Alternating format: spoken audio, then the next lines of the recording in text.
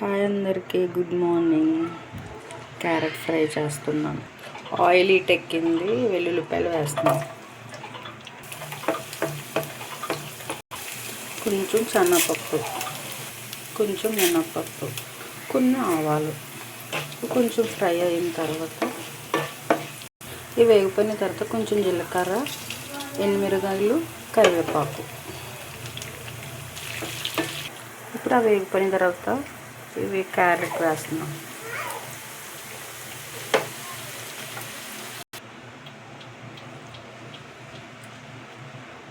ఇప్పుడు ఒక 10 minutes మూత పెట్టేసుకొని సిమ్లో పెట్టుకొని ఉంచుకుంటే అలా మగ్గిద్ది.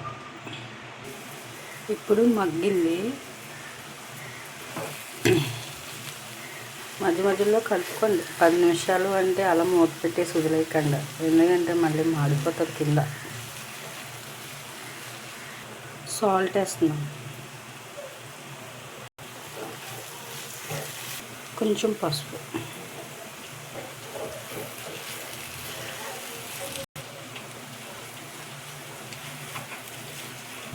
ఫైనల్లీ క్యారెట్ ఫ్రై అయిపోయింది.